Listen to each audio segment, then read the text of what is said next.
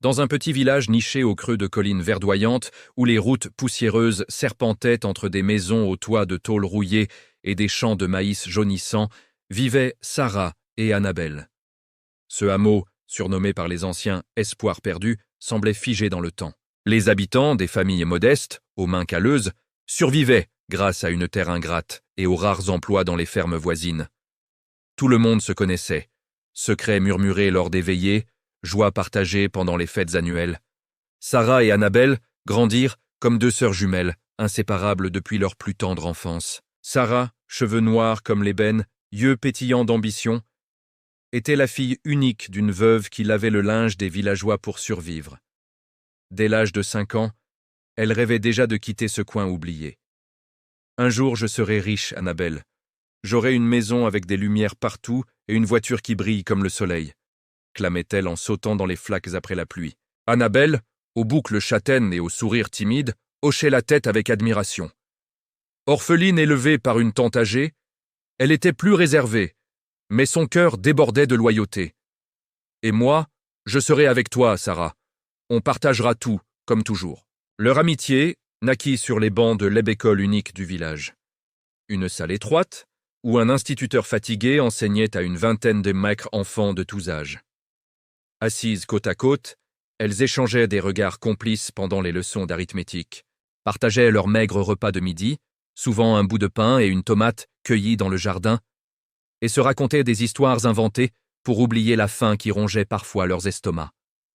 Les après-midi, elles couraient dans les champs, ramassaient des fleurs sauvages pour en faire des couronnes ou s'asseyaient au bord de la rivière pour rêver à voix haute. Imagine, Annabelle. Une ville avec des immeubles si hauts qu'ils touchent les nuages, des magasins pleins de robes colorées et de bonbons, décrivait Sarah avec une passion contagieuse. Annabelle ajoutait « Et on enverra de l'argent à nos familles pour que Hélène ait plus à travailler si dur. » Les années passèrent, leur lien se renforça face aux épreuves communes. À 12 ans, quand la mère de Sarah tomba malade, Annabelle vola des herbes médicinales dans le jardin du voisin pour l'aider. En retour, quand la tante d'Annabelle perdit son emploi, Sarah partagea ses maigres économies pour acheter du riz. Le village entier les surnommait les inséparables. Là où va Sarah, Annabelle suit comme son ombre, disaient les anciens en souriant. Mais derrière ces sourires se cachait une réalité amère. La pauvreté étouffait les rêves. Les jeunes quittèrent le village un à un, cherchant fortune ailleurs, laissant derrière eux des familles brisées. À 18 ans, fraîchement diplômés avec un certificat qui valait à peine le papier sur lequel il était imprimé, elles décidèrent de partir. On mérite mieux, on va en ville, trouver du travail et un jour on reviendra en héroïne, déclara Sarah. Annabelle, nerveuse mais excitée, acquiesça. Elles économisèrent pendant des mois, vente d'œufs et de légumes au marché, couture de vêtements pour les voisines. Enfin, avec quelques billets froissés en poche et des sacs usés sur le dos, elles montèrent dans un bus brinque-ballant qui toussait de la poussière sur la route cahoteuse vers la capitale. Elles trouvèrent une chambre minuscule dans un quartier populaire. Matelas taché posé à même le sol, ventilateur grinçant qui brassait plus de bruit que d'air frais, fenêtre étroite laissant filtrer les rayons du soleil matinal. Mais leur amitié les portait. Sarah décrocha un emploi dans une grande entreprise de textile, secrétaire adjointe, 150 000 FCFA par mois. Pas mal pour une débutante du village, fanfaronna-t-elle. Annabelle trouva du travail comme serveuse dans un petit restaurant bondé, gagnant 100 000 FCFA. Les soirées sur le matelas devinrent leur rituel. Thé tiède, pain sec et rêves chuchotés. Ces moments d'espoir les maintenaient debout, ignorant que la vie mijotait déjà une tempête qui testerait leur lien jusqu'au point de rupture. Les mois suivants dans la capitale furent un tourbillon d'espoir et de fatigue. Sarah et Annabelle maintenaient leur routine fragile. Levées aux aurores, trajets bondés dans des bus surchauffés, journées harassantes au travail, retours épuisés dans leur chambre étriquée. Le matelas usé restait leur sanctuaire, où elles échangeaient encore des rêves chuchotés sous le bourdonnement incessant du ventilateur. Pourtant, une ombre subtile s'insinuait entre elles. Annabelle, avec son salaire modeste de serveuse, peinait à suivre le rythme des dépenses. Elle rationnait ses portions, évitait les sorties, feignait parfois un mal de tête pour ne pas partager un repas que elle ne pouvait cesse offrir. Sarah, excellente dans son poste de secrétaire adjointe, attirait l'attention des supérieurs par ses rapports impeccables et son aisance. Mais elle sentait que ce n'était pas assez. « Je mérite plus », se disait-elle en observant les cadres arriver en voiture rutilante. Un matin ordinaire changea tout. Sarah, ajustant sa blouse froissée devant le miroir fendillé, embrassa Annabelle sur la joue. « Aujourd'hui, je sens que quelque chose de bien va arriver », lança-t-elle avec un clin d'œil confiant. Annabelle, encore ensommeillée, sourit. « Vas-y, conquiert le monde. » Au bureau, l'atmosphère était électrique. Les couloirs bruissaient de rumeurs sur des promotions imminentes. Sarah s'installa à son poste, tapant frénétiquement sur son clavier usé, quand un appel interne retentit. « Sarah, montez au 10e étage. Le directeur veut vous voir. » Son cœur s'emballa. Le 10e étage était le domaine des élites, bureau vitré, vue panoramique sur la ville grouillante. Elle entra timidement, main moite. Assis derrière un bureau massif en acajou, un homme en costume sur mesure, montre en or scintillante au poignet, la jaugea d'un regard perçant. « Asseyez-vous, Sarah. Nous vous observons depuis votre arrivée. Vous êtes ambitieuse, disciplinée, prête à tout pour avancer. » Il marqua une pause, laissant le silence peser. « Nous avons une proposition pour vous. Pas une simple promotion, mais une ascension fulgurante. Directrice adjointe en quelques semaines, 1 million de FCFA par mois, chauffeur, appartement de luxe. » Sarah sentit son pouls s'accélérer. 1 million. C'était plus que dans ses rêves les plus fous. « Qu'est-ce que je dois faire ?» balbutia-t-elle, voix tremblante d'excitation mêlée d'appréhension. L'homme se leva, ferma la porte avec un clic discret et s'approcha. « Rejoindre notre cercle. Une fraternité sélective. Une loge qui ouvre des portes invisibles. Une fois dedans, votre vie change irrémédiablement, mais les règles sont strictes. Discrétion absolue, loyauté inconditionnelle. Vous ne pourrez en parler à personne. » Il lui tendit une carte noire ornée d'un symbole ésotérique qu'elle ne reconnut pas. Sarah hésita. Des histoires de loges circulaient au village. Rumeurs de pactes sombres, de richesses maudites. Mais face à cet homme, avec l'image de sa mère courbée par le labeur et de leur chambre misérable en tête, la tentation l'emporta. « J'accepte, » murmura-t-elle, scellant son destin d'un simple mot. Les semaines suivantes furent un tourbillon. Sarah participa à des rituels discrets dans des salles obscures, jurant fidélité à la loge. En retour, les portes s'ouvrirent. Contrat flambant neuf, salaire astronomique, voiture avec chauffeur, appartement somptueux dans un quartier chic, marbre au sol, jacuzzi, vue sur les lumières de la ville. Sarah se transforma. Vêtements élégants, gestes assurés, mais elle garda le secret enfoui. À Annabelle, elle mentit sans ciller. « J'ai eu une promotion grâce à mon travail acharné. Le patron a vu mon potentiel. » Annabelle, naïve et loyale, la crut sur parole. « Je suis si fière de toi. Ça va changer notre vie, » s'exclama-t-elle, imaginant déjà un meilleur logement pour elles deux. Mais la réalité fut cruelle. Sarah, imprégnée par la loge, devint distante. Elle refusait d'aider financièrement, insistant sur leur pacte. « Moitié-moitié, souviens-toi. Je ne veux pas que tu dépendes de moi. » Annabelle, blessée mais silencieuse, continuait à payer sa part, même si cela signifiait des nuits affamées. Les soirées intimes se raréfièrent. Sarah rentrait tard, prétextant des réunions, sortait avec de nouveaux amis, membres de la loge au sourire calculateur.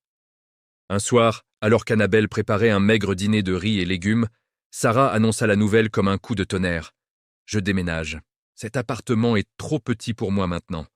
J'en ai trouvé un meilleur dans un quartier chic. » Annabelle sentit un froid glacial l'envahir. « Super. Et moi je peux venir ? Je paierai ce que je peux. » Sarah secoua la tête, évitant son regard. « Non, Annabelle, ce n'est pas ton monde, mes nouveaux contacts.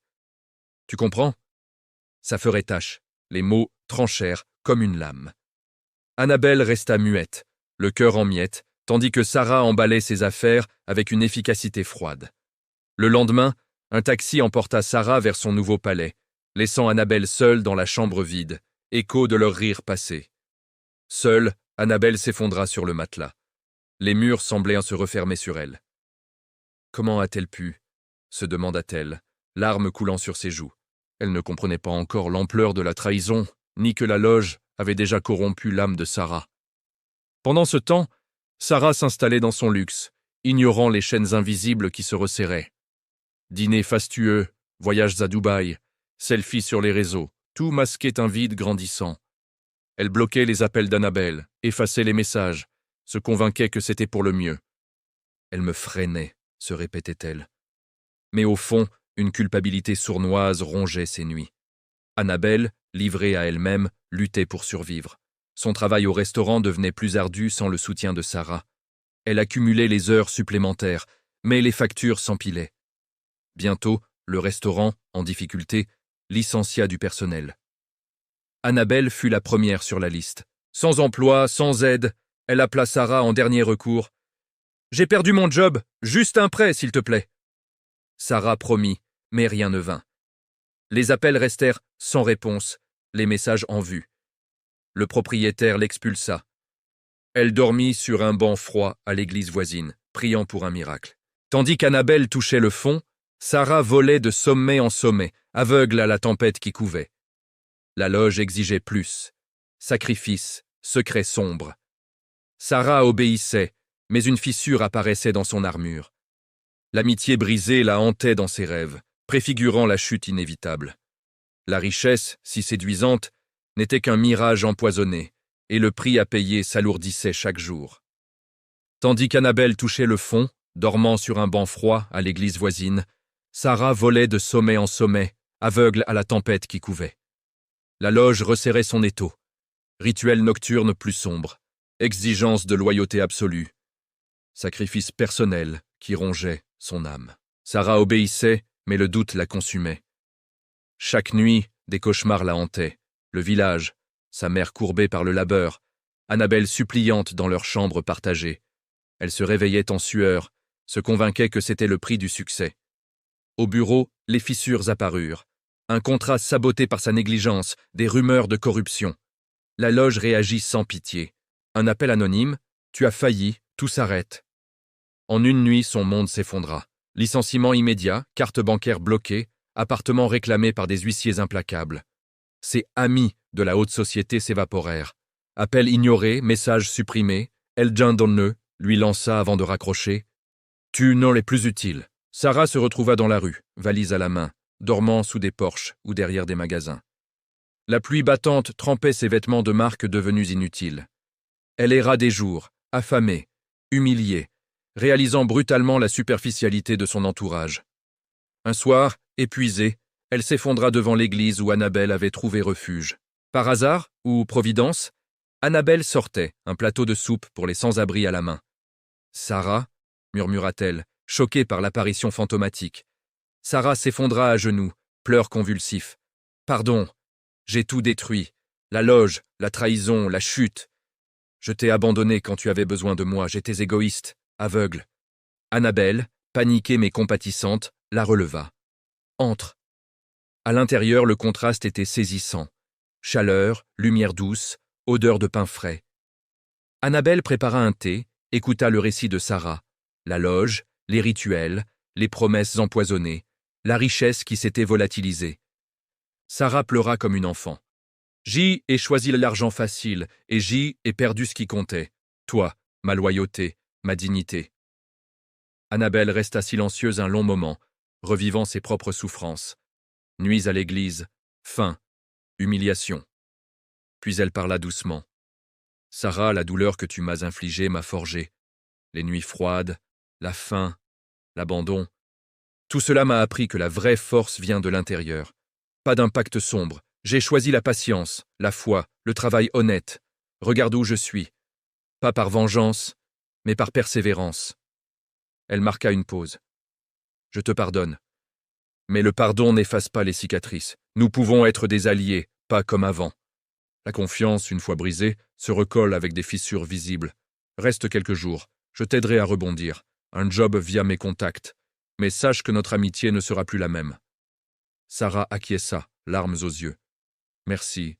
Sans toi, je serais encore dans l'ombre. » Les semaines suivantes consolidèrent cette nouvelle dynamique. Sarah trouva un emploi modeste dans un petit café du quartier. Serveuse, salaire maigre mais honnête. Les premiers jours furent humiliants. Porter des plateaux, essuyer des tables collantes, sourire à des clients pressés. Elle repensait à ses dîners à Dubaï, à ses selfies sur des yachts, et une amertume la saisissait. Mais au fil des shifts, une transformation s'opéra. Le travail manuel lui offrait une clarté nouvelle.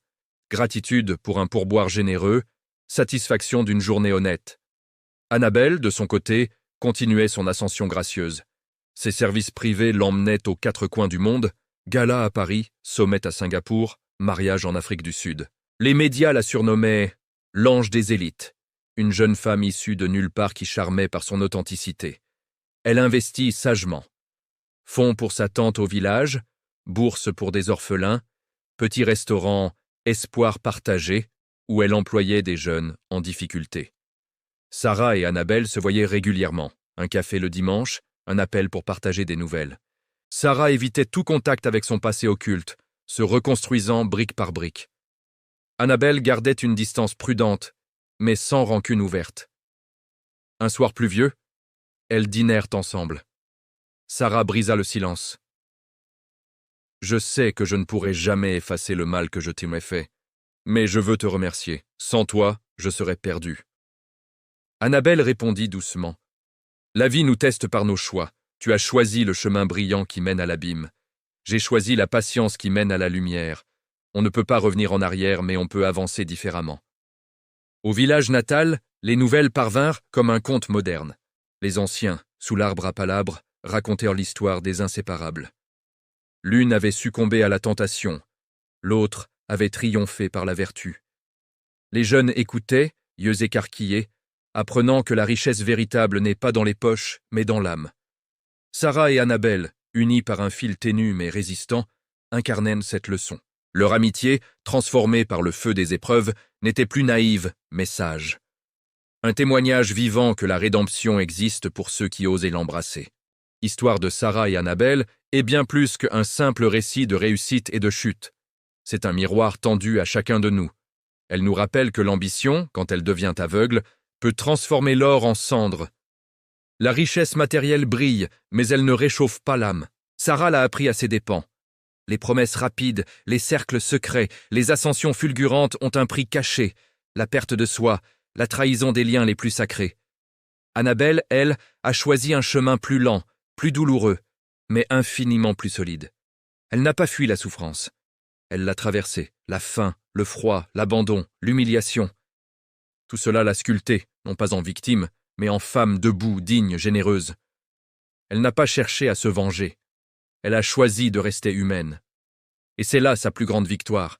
Elle n'a pas seulement survécu, elle a prospéré sans perdre son cœur.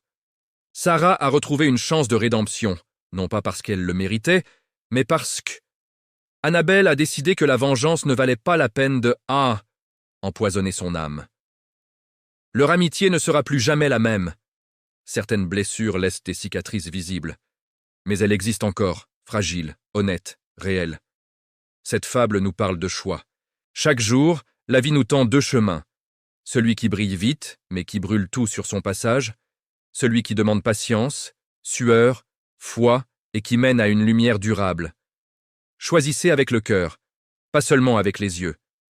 La vraie richesse n'est pas dans les comptes bancaires, les voitures de luxe ou les appartements avec vue panoramique. Elle est dans l'intégrité, dans la loyauté, dans la capacité à se relever sans écraser les autres, dans le courage de dire « pardon » et dans la force de dire « je te pardonne, mais je ne t'oublie pas ». Sarah et Annabelle nous montrent que même après la pire trahison, la rédemption est possible, à condition d'accepter de payer le prix de la vérité. Merci d'avoir suivi cette histoire jusqu'au bout. Si elle t'a touché, fais-le savoir. Like si tu as ressenti quelque chose, laisse un commentaire. De ton point de vue, quel personnage as-tu préféré et pourquoi? Sarah la déchue ou Annabelle la résiliente? Ou les deux? Partage avec quelqu'un qui a besoin de se rappeler que les vrais trésors ne achètent pas. Abonne-toi à la chaîne pour ne rater aucune de ces histoires qui parlent au cœur, qui font rire, qui font pleurer et surtout qui font réfléchir. Et souviens-toi, la porte de ton cœur, comme celle d'une chambre, mérite d'être bien fermée, mais jamais verrouillée à double tour contre ceux qui t'aiment vraiment.